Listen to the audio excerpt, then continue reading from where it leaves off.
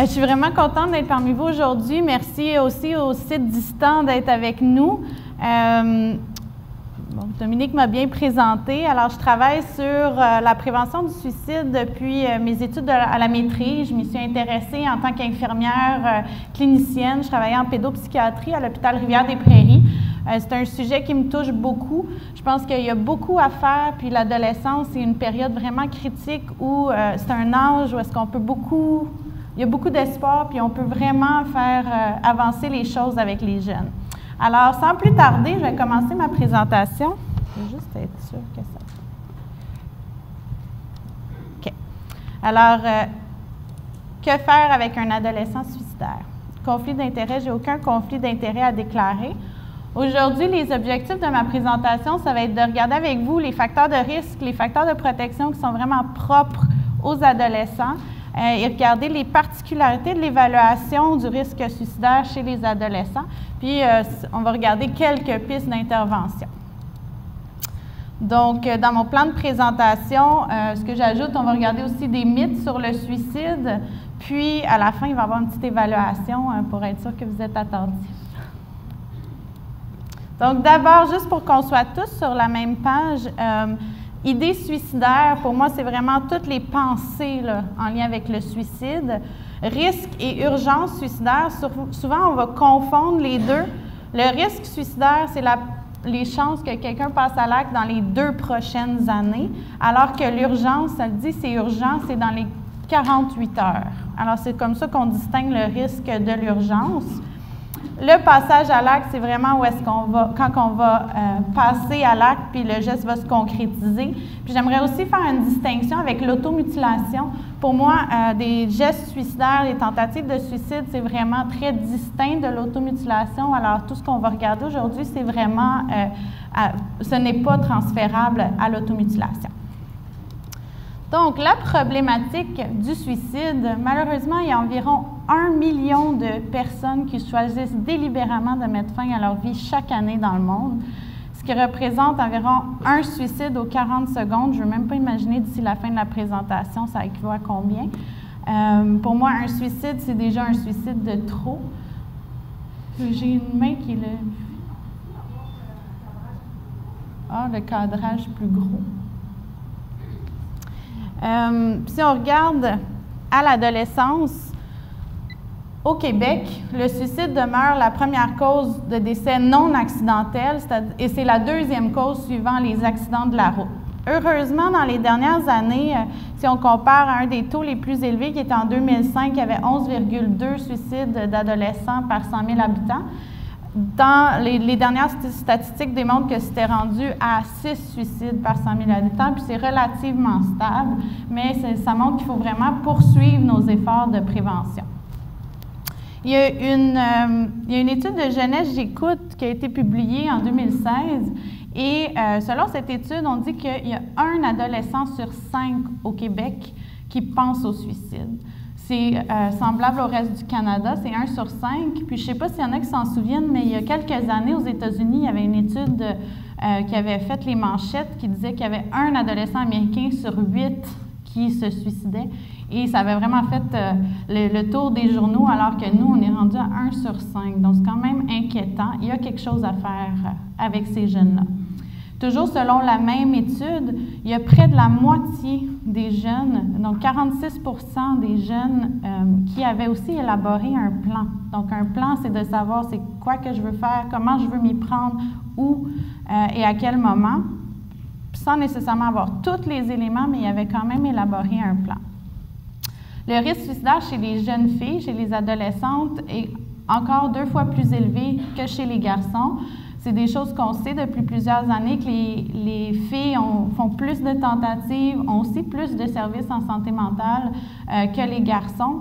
Pas parce qu'on n'accepte pas les garçons, mais vraiment parce qu'ils vont chercher plus d'aide. Et malheureusement, les garçons ont plus de suicides complétés.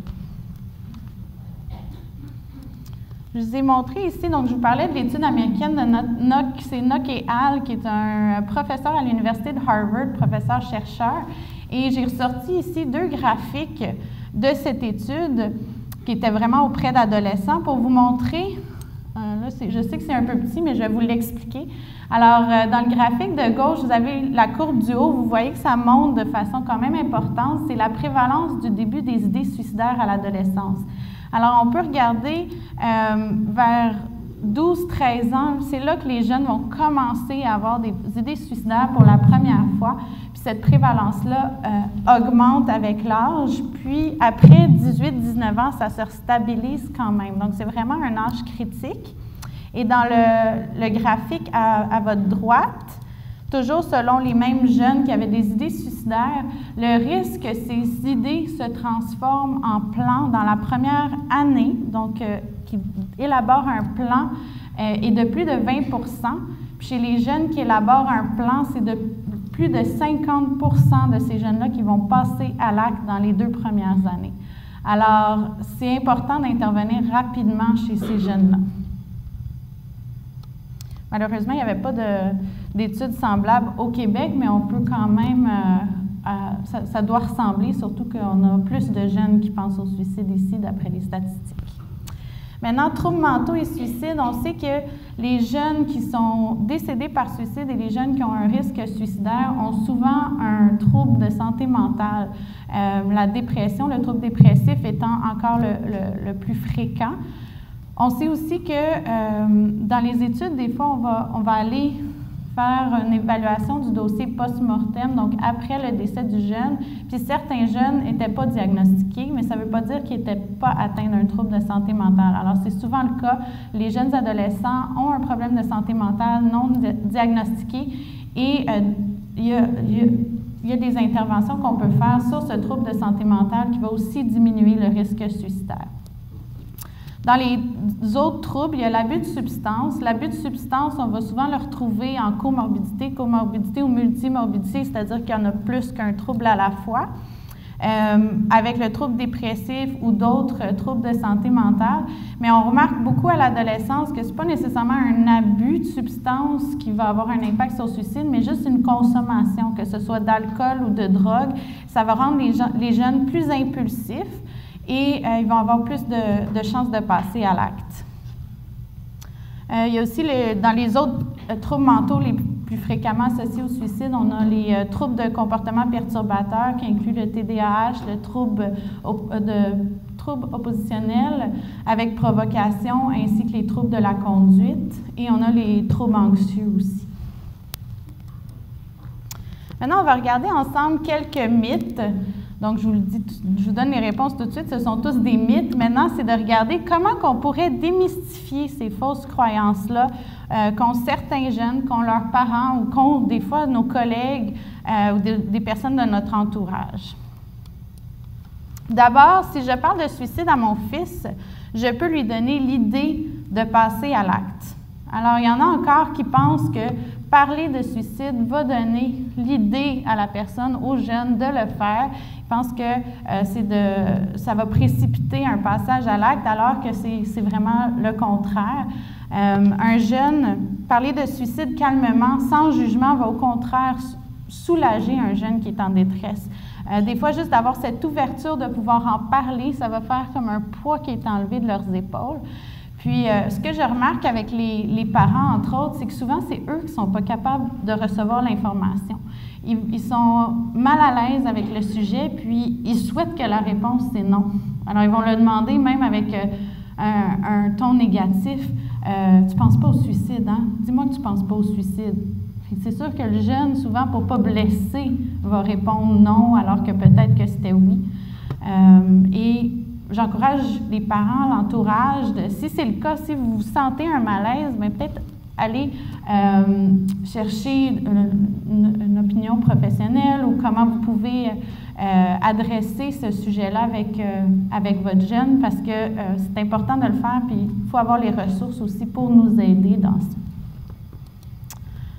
Donc, aussi, encourager un jeune à parler de ses idées suicidaires peut réduire le risque d'une tentative.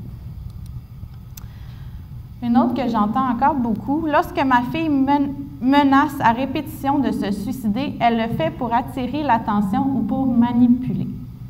Alors, c'est quelque chose encore que j'entends des jeunes filles, surtout, qui vont un peu crier au loup et qu'on ne prend plus au sérieux leur cri à l'aide. Et c'est important de réfléchir que ces jeunes-là, ils souffrent. Il y a une grande souffrance derrière ces propos suicidaires. Donc, c'est vraiment important de toujours écouter un jeune, même si on a l'impression qu'il menace ou qu'il essaie d'attirer l'attention, parce qu'il faut répondre aux besoins derrière ce cri à l'aide. Parce que c'est vraiment un cri à l'aide. Et c'est très difficile aussi de juger si le jeune est susceptible de se suicider. Fait qu'il faut vraiment prendre tout appel à l'aide au sérieux. Ceux qui se suicident sont vraiment décidés à mourir. Moi, celle-là, je l'aime parce que comme intervenante, comme infirmière, ça me donne de l'espoir. Un jeune à risque de suicide va demeurer ambivalent jusqu'à la toute fin. L'ambivalence, c'est quelque chose qui est présent là, vraiment tout au long du processus suicidaire. Et l'ambivalence, c'est vraiment qu'il y a une partie d'eux qui veut mourir, mais il y a aussi une partie d'eux qui veut vivre. Puis même si cette partie-là qui veut vivre est minuscule, elle est encore là. Et c'est important d'aller travailler sur cette partie-là. Alors moi, l'ambivalence, pour moi, c'est un levier d'intervention. C'est une porte où est-ce que je vais essayer de rentrer, puis c'est une porte que je vais essayer d'agrandir. Et chez les jeunes, ce n'est pas la mort aussi qui est recherchée, mais l'arrêt d'un malaise profond pour lequel le jeune ne voit plus d'autres solutions. Donc, on va essayer d'ouvrir les yeux du jeune vers d'autres possibilités, d'autres solutions que le suicide. Alors maintenant, on va regarder plus au niveau des facteurs qui influencent le suicide. Je me suis inspirée ici d'un modèle de White et Chaudouin qui démontre les différents facteurs d'influence du suicide. Il y a les facteurs de risque, donc les facteurs qui vont augmenter le risque de passer à l'acte, et il y a les facteurs aussi de protection. Les facteurs de protection, c'est vraiment des facteurs qui vont protéger le jeune puis qui peuvent empêcher un passage à l'acte. Dans les facteurs de risque, on a des facteurs qui vont prédisposer au suicide, donc des facteurs qui sont là depuis plus de 2 ans, qui rendent la personne vulnérable au suicide. Puis là, c'est vraiment tous ceux à quels on peut penser. Là, ça peut être des abus, ça peut être la maladie mentale qui est présente depuis longtemps, ça peut être des problèmes familiaux, des conflits familiaux qui persistent chez les jeunes. Ça peut être le fait d'être déplacé d'une famille d'accueil à une autre famille d'accueil sans arrêt chez les jeunes qui sont entre autres pris en charge par la DPJ. Alors, ça peut être tout ça. Et à ça va s'ajouter des facteurs contribuants. Donc, contribuants, c'est des choses qui contribuent à la souffrance et à la vulnérabilité du jeune, mais qui ne sont pas là depuis très, très longtemps. Des fois, c'est plusieurs choses qui arrivent en même temps, ou peut-être un nouveau diagnostic de santé mentale, ou un diagnostic de santé physique même, qui vient juste ajouter à la vulnérabilité de la personne. Tout est lourd. Et finalement, on a un facteur précipitant qui est vraiment le déclencheur. Puis, des fois, le facteur déclencheur, les médias ont tendance à le mettre comme la cause d'un suicide, alors qu'il n'y a pas juste une cause. C'est pas parce que le jeune, sa blonde l'a laissé, puis il n'était plus capable de vivre sans sa blonde qui s'est suicidé. C'est la goutte qui a fait déborder le verre. Mais il y avait d'autres choses aussi qui contribuaient, qui le prédisposaient au passage à l'acte. Puis c'est vraiment ça qu'on va regarder quand on va intervenir. Alors, s'il n'y a pas juste une cause, il n'y a pas non plus juste une intervention, une solution magique.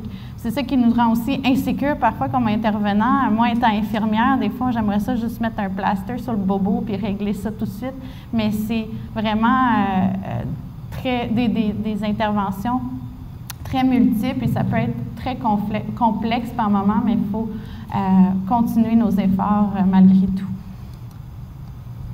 Alors, dans les principaux facteurs de risque, je vous ai mis une belle liste ici, mais dans les plus importants, dans les facteurs individuels, entre autres, il y a les antécédents d'une tentative de suicide. Alors, quelqu'un qui a déjà fait une tentative de suicide, il y a Beck, je ne sais pas s'il y en a qui connaissent, c'est Aaron Beck, c'est un psychiatre, il a maintenant 95 ans.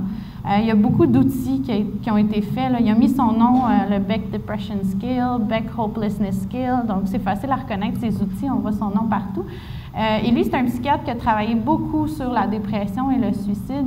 Puis lui, le facteur de risque qui l'inquiète le plus, c'est lorsqu'un jeune se réveille d'une tentative de suicide et regrette d'être encore en vie.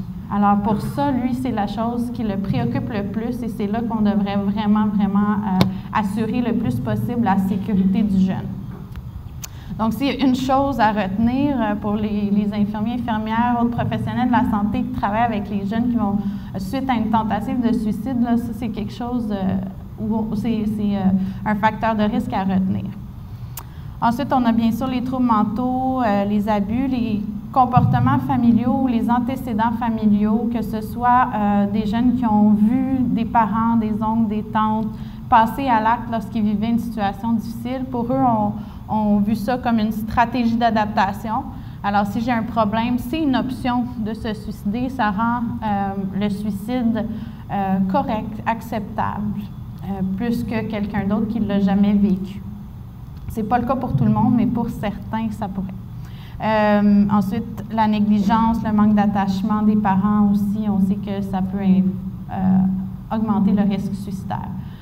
Enfin, dans les facteurs socio-environnementaux, quelque chose qui est plus d'actualité, c'est les médias sociaux.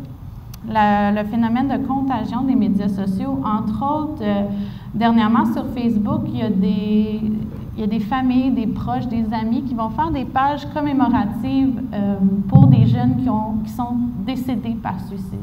Et alors que leurs intentions sont excellentes, puis c'est vraiment pas une mauvaise chose de faire ça, ce que ça fait pour d'autres jeunes qui pensent au suicide, c'est qu'ils se disent, bien moi, si je passe à l'acte, on pourrait me faire une page semblable, puis on va se rappeler moi d'une façon positive, puis ça peut les inciter même à passer à l'acte. Alors, c'est quelque chose comme intervenant aussi qu'il faut revoir avec le jeune, de sa perception des médias sociaux. Il y a une jeune fille aussi, parlant de médias sociaux, dernièrement sur Facebook, qui a fait une vidéo que ça a fait le tour des médias aussi, qu'elle se faisait intimider, la cyber-intimidation. Elle se faisait dire qu'elle était grosse, elle n'était pas belle, qu'elle devrait se tuer. Et ce, à répétition. Puis la cyber-intimidation, l'intimidation, c'est quelque chose encore de très présent et qui est un gros facteur de risque pour le suicide. D'ailleurs, dans les études que je suis en train de faire auprès de jeunes, c'est quelque chose qui ressort beaucoup. Là. Ils blâment souvent l'intimidation parmi tous les facteurs existants. Puis on dit souvent, avant, l'intimidation, ça se faisait lors de la journée d'école, puis là, à la fin de la journée, on retourne à la maison, on n'entend plus parler, mais avec les médias sociaux, c'est du 24 heures sur 24. Alors, ça a vraiment un impact important. Il y a un autre qui, bon, il y en a plusieurs, mais l'orientation sexuelle, la communauté LGBT, encore, c'est difficile, même si ça devient de plus en plus facile de s'ouvrir puis de dire à ses parents si on est gay, lesbienne, transsexuel, mais c'est encore difficile, puis on a encore beaucoup de préjugés, de stigmatisation, puis il y a des jeunes que pour eux, c'est trop. Les facteurs de protection, donc on va regarder le côté un peu plus positif et rassurant, c'est qu'il y a des jeunes qui vont avoir des facteurs de protection tellement importants qui vont agir comme effet modérateur. Ça veut dire, c'est des stratégies d'adaptation qui vont les aider à faire face à l'adversité. Et c'est vraiment des caractéristiques qui sont individuelles à chacun. Donc, il y en a plusieurs encore qui existent. Entre autres, ce qui ressort beaucoup, c'est la spiritualité. Non seulement la religion, spiritualité, c'est pas juste religion, mais c'est vraiment toutes les croyances que les jeunes peuvent avoir, qui peuvent les aider à se protéger. Il y a les saines habitudes de vie. Ça, c'est un sujet sur lequel j'ai travaillé à la maîtrise. J'ai travaillé sur les facteurs de protection du suicide chez les adolescents. Et les saines habitudes de vie, c'est quelque chose qui est ressorti, entre autres, les soupers en famille. Il y en a peut-être qui en ont entendu parler, là, mais c'est ressorti dans mon étude, la fréquence des soupers en famille. Ça, combiné à d'autres facteurs, d'autres bonnes habitudes de vie, ça avait un effet bénéfique pour les jeunes. Il y avait aussi tout le réseau social, le soutien social, tant des amis, parce qu'à l'adolescence, les amis, c'est ce qui est le plus important. Les parents viennent souvent en deuxième, mais tant qu'ils ont quelqu'un en qui ils peuvent se confier, c'était vraiment ça l'important. Maintenant, si on a un jeune, comment qu'on fait pour évaluer c'est quoi qui le protège contre le suicide. Donc, comment qu'on peut évaluer cette protection-là? Je vous ai mis quelques exemples de questions ici. Donc, on peut demander, qu'est-ce qui t'a empêché de passer à l'action jusqu'à maintenant?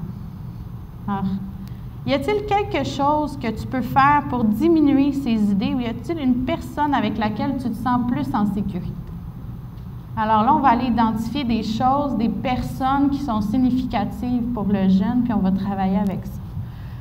Tu dis que tu n'as pas concrétisé tes idées suicidaires par le passé à cause de ta blonde. Jusqu'à quel point ce facteur a de l'importance en ce moment? Ah bien, elle m'a laissé la semaine passée. Oh, on va réévaluer. Alors, les facteurs de protection aussi, ce n'est pas quelque chose qui est permanent, qui reste en tout temps. Il faut réévaluer le facteur de protection. J'avais une adolescente que elle, c'était son chat, c'était sa raison de vivre. Elle adorait son chat. Puis, on avait parlé avec les parents, justement, des facteurs de risque, facteurs de protection. On avait partagé ensemble que le chat, c'était quelque chose de très significatif pour elle. Et lorsque son chat est décédé, les parents m'ont appelé tout de suite pour nous aviser que le chat était décédé parce qu'ils s'inquiétaient pour la jeune. Et effectivement, la jeune a eu de la difficulté à vivre ce deuil-là, mais l'équipe a pu prendre en charge la jeune au bon moment. Alors, le fait de partager ça aussi avec la famille et de travailler tous en collaboration, ça permet d'assurer une sécurité.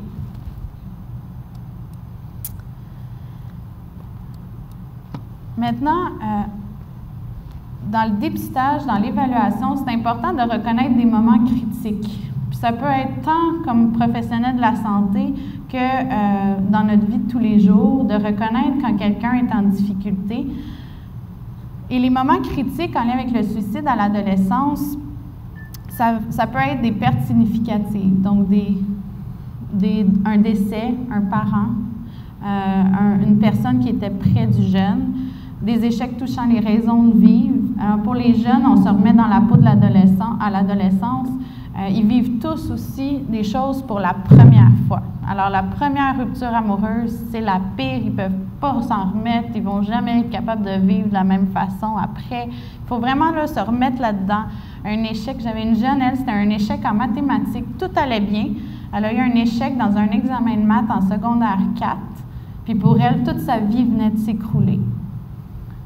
Alors vraiment se remettre qu'ils vivent les choses pour la première fois à l'adolescence. Il peut avoir aussi des problèmes de type disciplinaire. L'annonce d'un diagnostic, ça peut être un diagnostic de santé physique, ça peut être un diagnostic aussi de santé mentale. La stigmatisation est encore présente, même si on lutte beaucoup contre. La médication, on sait que dans le premier mois des antidépresseurs, il peut avoir encore un regain d'énergie chez certains jeunes qui peuvent précipiter un passage à l'acte. Puis un congé hospitalier, ça fait plusieurs années qu'on le sait que suite à un congé hospitalier, dans les premiers 6 mois suivant le congé, c'est une période qui est très critique et ça persiste. Malgré des efforts d'assurer des suivis, là, c'est vraiment une période qui est critique, les 6 mois suivant le congé hospitalier en lien avec une tentative ou un risque suicidaire. Alors, il faut vraiment essayer d'assurer un suivi adéquat puis un suivi étroit. Le lien thérapeutique, donc c'est la base, d'assurer un lien thérapeutique avec un jeune, c'est la base, mais c'est ça qui va nous permettre d'aller plus loin avec ce jeune-là. Il faut vraiment prendre le temps. Et qu'est-ce qu'il faut aussi se rappeler, c'est que le jeune qui va venir nous demander de l'aide, déjà s'il vient nous demander de l'aide, c'est très bien, puis c'est énorme pour un jeune parce que la majorité ne vont pas le faire d'eux-mêmes. Ils vont y aller par d'autres moyens, mais les jeunes qui viennent spontanément demander de l'aide, ce n'est pas la majorité.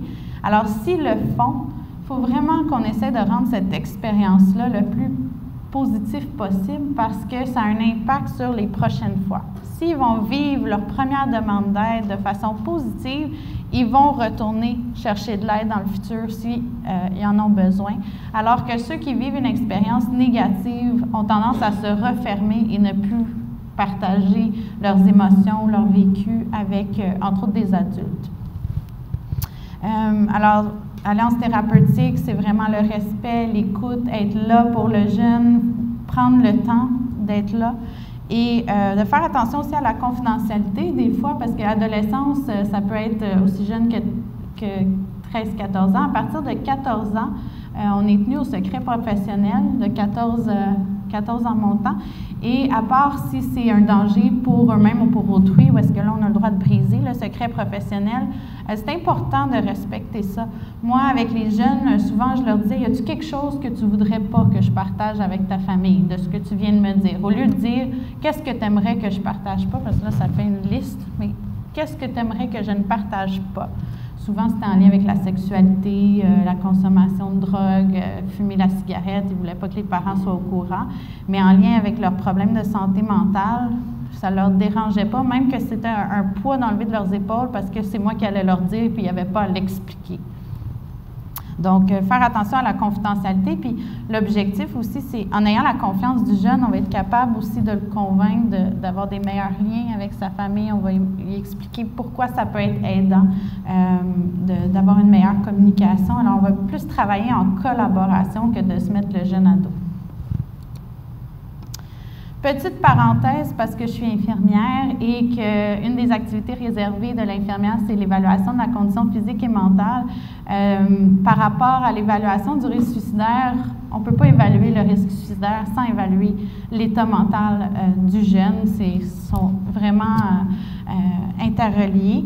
Alors, j'ai mis ici là, les principaux éléments d'évaluation, juste pour pas qu'on les oublie lorsqu'on évalue le risque suicidaire, parce que ça peut avoir un gros impact et si on ne l'évalue pas, on passe à côté de quelque chose de gros pour les interventions par après. Maintenant, un petit vrai ou faux. Les 3 questions suivantes sont aussi bonnes les unes que les autres pour évaluer la présence d'idées suicidaires. Alors, la première question, as-tu des idées suicidaires? Est-ce que tu penses à t'enlever la vie et as-tu des idées noires? Est-ce qu'elles sont aussi bonnes les unes que les autres? C'est silencieux. Oui, aussi bonnes les unes que les autres? Alors, la réponse, c'est qu'il y en a une qui est moins bonne que les autres. Ça serait la 3e, les idées noires. Puis c'est quelque chose que moi-même j'ai utilisé. Et il y a une fois que je l'ai utilisé, j'ai vraiment vu la différence. J'avais un jeune garçon, puis je lui ai demandé « Est-ce que tu as des idées noires? » Il m'a dit « Ah oui, tout le temps, tout le temps. » J'ai dit « Puis pour toi, c'est quoi des idées noires? » Il m'a dit « Bien, moi, c'est voir tout noir, là, être négatif, pas avoir envie de rien faire, voir le verre à moitié vide. » J'ai dit « OK, puis est-ce que tu penses au suicide? » « Ah non, non, non, non, non, vraiment pas. Moi, je ne suis pas rendue là. » Alors, si je me serais arrêtée à idées noires, j'aurais peut-être enclenché un protocole pour sa sécurité parce qu'il était peut-être à risque de suicide. Mon évaluation serait incomplète, mais juste pour vous montrer, d'aller plus en profondeur. Oui, c'est correct de l'ouvrir avec ça, mais d'aller vraiment poser la question s'ils ont des idées suicidaires, s'ils veulent s'enlever la vie. Alors, dans l'évaluation, quand on pose la question, c'est pas toujours évident de le faire parce que c'est pas tout le monde qui travaille auprès de personnes suicidaires régulièrement, mais c'est d'y aller le plus directement possible. Et en faisant ça, puis je dis pas, vous voyez que que votre collègue va pas bien, puis bonjour, as-tu des idées suicidaires? Mais quand que vous voyez qu'il y a plusieurs indices qui vous portent à croire que la personne peut avoir des idées suicidaires, mais là, vous le posez directement, puis pas se demander par après « Ah, mais je me demande si elle aurait des idées suicidaires. » Alors, surtout avec les jeunes, d'essayer d'y aller le plus directement possible, parce que les jeunes, moi, je fais des entrevues aussi pour ma recherche, comme je vous le disais, puis il y en a qui m'ont dit « Bien, si je vois que l'infirmière ou le médecin est inconfortable à me poser la question, je ne vais pas lui dire oui, ça va être trop bizarre après. » Alors, il faut qu'ils se sentent à l'aise pour partager ça avec le professionnel de la santé ou avec le parent, le proche qui s'inquiète pour eux. Parce que c'est ça, c'est qu'on s'inquiète pour eux, puis on veut être. Alors, dans l'évaluation aussi, on va regarder la planification du suicide. Moi, j'utilise le PFCOC. Je sais que le COC est plus connu, mais le PFCOC, à ne pas confondre avec PFK. P étant pensée suicidaire, donc est-ce qu'il y a des pensées suicidaires? À quelle fréquence ils ont des pensées suicidaires? Le comment, le où, le quand? Alors, on va vraiment regarder la planification du suicide. Puis, il y a aussi le PFCOC avec 2 Q, le deuxième étant le qui. Donc, est-ce que, oui, ils ont des idées suicidaires, mais est-ce qu'ils pensent amener quelqu'un avec eux? Et ça, malheureusement, on a des tristes exemples au Québec de suicide-homicide. Alors, c'est vraiment quelque chose qui est important d'aller évaluer. Les tentatives antérieures, on en a parlé. L'intention et la létalité, moi, je les mets ensemble, surtout à l'adolescence. J'avais une jeune fille, elle, qui avait fait une tentative avec du colasse. Pour ceux qui ne connaissent pas, le colasse, c'est un émollient. Alors, à part d'avoir des troubles gastro-intestinaux, elle n'est pas décédée. Par contre, si au lieu de prendre la bouteille de colasse dans la pharmacie à la maison, elle aurait pris la bouteille d'Ativan, puis elle aurait pris la même quantité ou son Seroquel qu'elle avait, elle aurait peut-être pu y passer ou avoir des dommages plus importants. Alors, c'est pas parce que des fois leur compréhension ou leur moyen n'est pas létal que l'intention n'est pas là. C'est vraiment important de regarder l'intention. Et je vous dirais chez les ados, puis c'est semblable aussi chez les adultes, mais ils sont très créatifs à trouver des moyens, surtout avec les technologies. Puis sécurité des autres, donc voir s'ils veulent amener quelqu'un avec eux. Facteurs de risque de protection, on les a vus. Puis se rappeler que tout ça, ça se fait en collaboration. Parce que si moi, je questionne le jeune puis je vois une perception, c'est cette perception-là que je vois. Mais si je demande à l'équipe qu'est-ce qu'ils en pensent, aux parents, à l'école, bien sûr avec l'accord du jeune, là, on va vraiment avoir une perspective plus globale. On va avoir une meilleure idée de comment il se sent vraiment, comment il agit vraiment dans sa vie de tous les jours.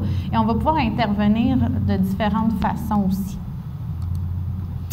Petite parenthèse que je fais avec vous, parce que je suis présentement candidate au doctorat, je suis dans ma dernière année et je travaille sur les technologies de l'information et des communications en lien avec le suicide chez les adolescents. Donc, plus particulièrement, je m'intéresse à tout ce que les jeunes font avec les TIC, donc les médias sociaux, leur cellulaire, Facebook, Instagram, Snapchat, toutes les différentes choses, et il y en a beaucoup. Je m'aperçois qu'il y en a énormément. Je m'intéresse à voir qu'est-ce qu'ils font en lien avec leurs idées suicidaires. Et qu'est-ce qui m'a frappée, c'est que avant l'entrevue, je leur fais remplir un questionnaire et je leur demande « Est-ce que tu as déjà utilisé les TIC ?» Je leur explique c'est quoi TIC, en lien avec tes idées suicidaires, parce qu'ils ont tous un risque suicidaire, ceux que je rencontre. Et les jeunes me disent, il y en a certains qui m'ont dit non. Et quand je les rencontre en entrevue, il n'y en a pas un qui n'a pas utilisé. Ils ont tous utilisé les TIC en lien avec leur santé mentale et leurs idées suicidaires. Alors, ils sont sur les TIC et malheureusement, je ne peux pas vous dire que c'est toujours positif parce que ça ne l'est pas. Il y a du positif, il y a du négatif, il y a des sites pro-suicide, il y a des sites qui vont les encourager à se suicider, il y a des personnes qui vont les encourager à se suicider, mais il y a aussi du positif, des ressources aidantes, des personnes aidantes qui vont retrouver des vidéos qui vont les aider. J'avais une jeune qui, elle, avait vu un vidéo de l'expérience d'une autre jeune. OK, là, je vois que le temps file. Mais elle avait vu la vidéo d'une autre jeune, puis... attendez, j'ai perdu mon idée. Et ça l'a dit, il n'y a pas de problème. Et ça l'a fait réaliser que si elle passait à l'acte, ça aurait un impact sur ses parents. Puis elle n'avait jamais pensé, elle était jeune, elle n'avait jamais pensé à l'impact sur ses parents nécessairement. Et là, c'est là qu'elle a dit, mais mon Dieu, je ne peux pas faire ça à mes parents. Puis ça a complètement changé sa façon de vivre. Alors, tout ce que je veux dire par rapport au TIC, c'est de l'évaluer, d'explorer avec les jeunes, puis de saisir l'opportunité pour faire de l'enseignement. Maintenant, je vais avancer un peu plus rapidement parce qu'on est plus serré dans le temps, mais je vais y aller avec le reflet de l'ambivalence. Alors, comme on a regardé dans les interventions à faire, l'ambivalence, c'est un concept parce qu'il y a une partie d'eux qui veulent vivre, puis une partie d'eux qui veulent mourir. Et c'est important de le refléter, ça. On peut le refléter par une question, par une phrase comme « Il y a une partie de toi qui souffre, qui veut tout lâcher, mais il y a une partie de toi qui se bats encore, qui se lève le matin, qui va à l'école, qui étudie pour tes examens. Donc, de ne pas négliger ce côté-là et d'essayer de faire grandir la partie qui veut vivre. La façon qu'on va travailler cette ambivalence-là aussi, ça va être de les amener à une place plus positive. Donc, si pour un instant, j'aimerais que tu t'imagines qu'il est possible de voyager dans le temps, on se retrouve tous les deux à un endroit où tu ne penses plus au suicide, où la partie de toi qui veut vivre prend plus de place. Qu'est-ce que tu fais? Qui est là? Comment tu te sens? Donc, on va vraiment amener la personne dans un monde imaginaire où est-ce qu'elle ne pense plus au suicide, puis on va essayer de voir, OK, sur quoi qu'est-ce qu'on peut ramener à aujourd'hui? Qu'est-ce qu'elle aime faire? Qui est important pour elle? Si on veut travailler aussi les stratégies d'adaptation, il y a des cartes de coping ou des boîtes d'espoir. Je n'irai pas trop en détail, mais c'est pour les aider à développer des stratégies d'adaptation, entre autres des post-it avec des messages positifs. On peut les écrire avec le jeune ou l'encourager à écrire plein de post-it avec un petit mot comme « ne lâche pas » et les mettre tous un par-dessus l'autre, puis à chaque jour, il en enlève un. Et des études démontrent que plus il va avoir des pensées positives, plus ces pensées positives peuvent vraiment devenir des vraies pensées positives chez le jeune. Il y a aussi le plan de sécurité. Le plan de sécurité, c'est de regarder avec le jeune qu'est-ce qui se passe quand il y a des idées suicidaires. Comment ça se passe chez lui. Et c'est très différent pour ceux qui ont entendu parler du contrat de non-suicide. Le contrat de non-suicide, c'est où est-ce qu'on va prendre un engagement avec le jeune de ne pas passer à l'acte, alors que le plan de sécurité, c'est qu'on vise vraiment une collaboration avec le jeune, donc de voir qu'est-ce qui se passe, qu'est-ce qu'il fait quand il y a des idées suicidaires, c'est qui ces personnes ressources, c'est quoi ses stratégies, puis comment qu'on peut l'aider s'il a épuisé toutes ses stratégies puis ses ressources. Alors, ça peut aller jusqu'à appeler un professionnel, appeler une ligne d'écoute, texter, il y a tel jeune dehors, texter, c'est très populaire chez les jeunes, et de restreindre l'accès aux moyens, mais avec la collaboration du jeune. Il y a un article très intéressant, entre autres, qui a paru dans Perspective infirmière sur le plan de sécurité. S'il y en a qui sont intéressés, je peux vous donner la référence par la suite. Et le plan de sécurité, il y a une version application qui a été créée par Réal Labelle et Antoine Libaud-Dessert de l'UQAM. C'est une version, vraiment, c'est une application, c'est gratuit, c'est assistance, Psy Assistance. Vous pouvez regarder là, dans vos iPhones, dans le App Store, c'est disponible, c'est gratuit. Et pour les jeunes qui perdent les papiers, qui perdent leur plan de sécurité, bien là, ils ont accès en tout temps. Et aussi, s'ils veulent appeler, ils ont besoin d'aide, ils veulent appeler des personnes significatives, l'application appelle simultanément toutes les personnes significatives pour le jeune jusqu'à temps que quelqu'un réponde. Fait qu'au lieu d'appeler, quelqu'un raccroche ou ça ne répond jamais, puis là, il faut qu'il appelle une autre personne, puis lui, ses idées suicidaires, là, ça monte, ça monte, ça monte, il veut parler à quelqu'un, mais là, ça appelle de façon simultanée, donc c'est une belle application pour ça. Enfin, c'est important de terminer la rencontre avec le jeune le mieux possible. Si on est dans un contexte hospitalier, c'est d'assurer un rapport interservice, de donner un bon rapport interservice. Si le jeune obtient son congé ou si on est à l'externe, de l'orienter vers des ressources si ce n'est pas nous qui vont faire le suivi. Et au Québec, il y a le tiers des personnes qui ont un congé sans suivi ou qu'on leur donne un numéro. S'il vous plaît, appelez ce numéro-là pour votre suivi. Puis c'est des personnes qui ont un risque suicidaire.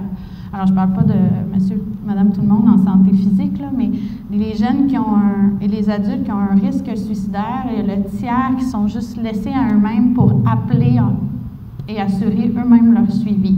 Donc, c'est important de vraiment les accompagner. Ils ne sont pas en état nécessairement de faire les démarches par eux-mêmes. Et le fait d'avoir été référé pour un suivi est associé à une diminution du risque de récidive. Puis bien sûr, c'est important d'impliquer la famille et les proches dans toutes les démarches qu'on va faire avec le jeune. Maintenant, on est rendu à la partie d'évaluation. Alors, on va voir si vous avez été bien attentif.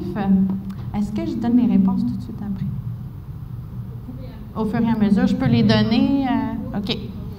Alors, la déception d'avoir survécu à une tentative de suicide est l'un des principaux facteurs de risque en ce qui a trait au suicide. Vrai? Vrai, la majorité? Oui, bravo. Ensuite, la grande majorité des jeunes à risque de suicide présentent un problème de santé mentale en comorbidité. C'est vrai? Bravo. L'ambivalence est présente en tout temps chez un adolescent à risque de suicide. Vrai. Et refléter l'ambivalence est une intervention qui vise à faire grandir la partie du jeune qui veut vivre. Et le plan de sécurité est équivalent au contrat de non-suicide. Oh, j'ai entendu des vrais, des faux. C'est faux! Alors, bravo, merci beaucoup pour votre attention, puis je reste disponible pour les questions.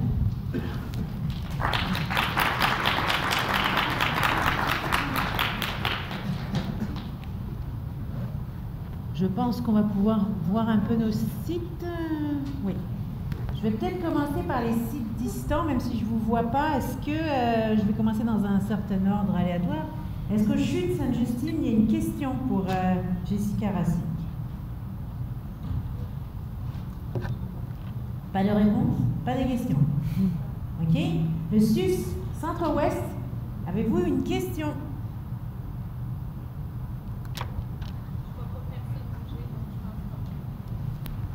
Bon, je passe au suivant.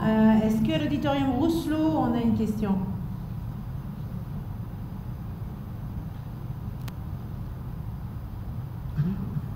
Non. Non? J'ai cru pendant un moment. Hôtel-Dieu est en train de partir, je crois. Avez-vous une question? Non, il n'y a pas de question ici. Merci, France. Nouveau CHUM. Pas de questions. Merci, Marie-Noël. Bon, dans la salle ici, sûrement? Oui, une question.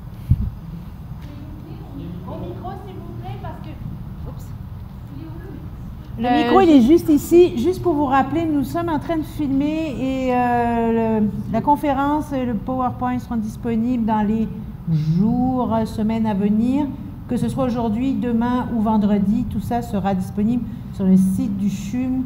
Entre autres, intranet, vous aurez une annonce qui vous le rendra visible.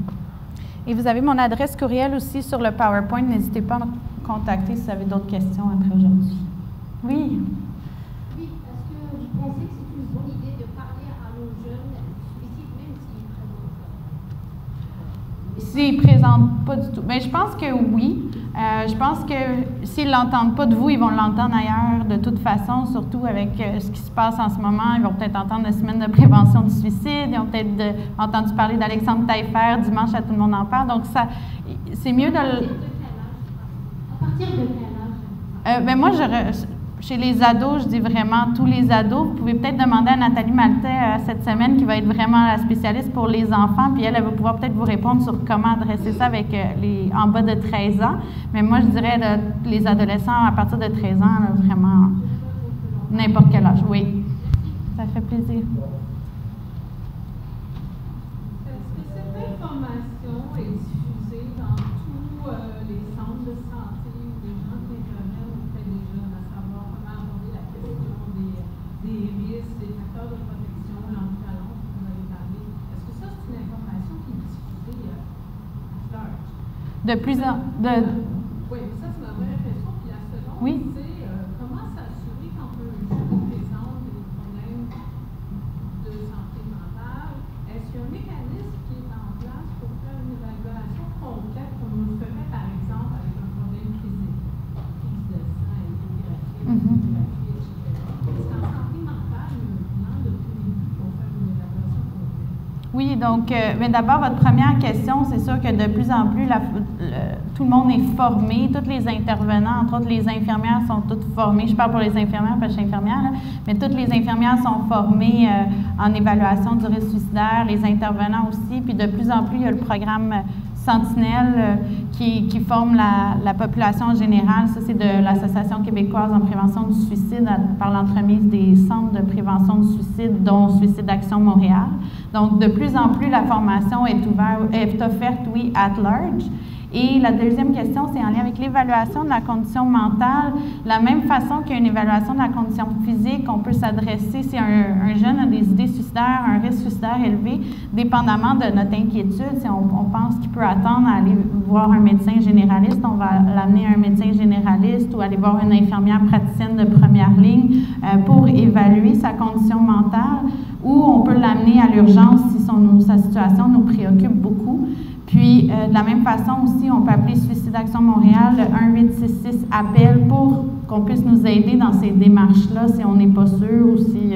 parce que parfois, si c'est un proche, entre autres, nos émotions sont impliquées là-dedans. C'est pas toujours évident. Ça répond? OK. Ça fait plaisir.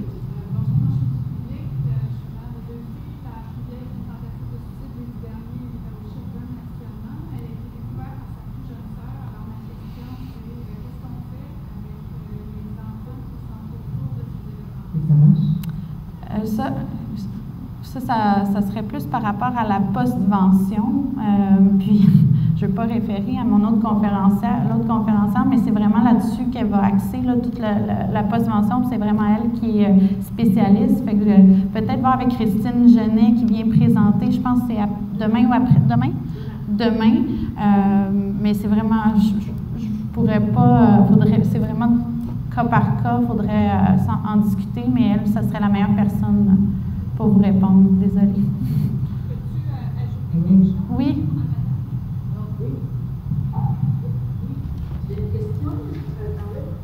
Je vais juste terminer. En fait, une chose est sûre, c'est qu'il faut s'assurer que votre fille la plus jeune qui a découvert sa sœur ou en tout cas qui a été témoin reçoive de l'aide d'un professionnel de la santé. Ça, c'est une chose certaine. On va vous donner peut-être, si vous ne pouvez pas être à la conférence de Mme Genet, qui est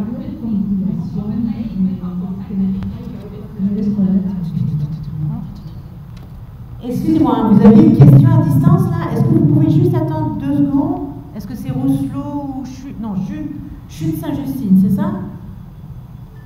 Non, Jewish. Oh, Jewish, excusez. Juste 2 secondes, on va finir une question dans la salle et on vous revient, OK?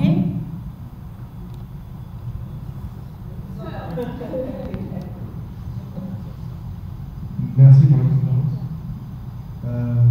J'ai une question par rapport au type d'intervention. S'il y avait du feedback de la part de ces jeunes et s'ils avaient des suggestions quant à un type d'intervention qui pourrait évoluer et adapter par exemple de ce genre de choses. Est-ce qu'il y a un retour? Est-ce qu'il y a des recherches, la participation de ces jeunes-là en première ligne pour faire évoluer justement le type d'intervention? Est-ce que, je ne sais pas si tu as bien vous comprendre, est-ce qu'en lien avec les technologies ou en lien en général, ce que les jeunes... En fait, prendre en compte le partenariat de ces jeunes-là, savoir si eux, ils ont des suggestions pour faire un type d'intervention peut-être un peu plus adapté à leurs besoins.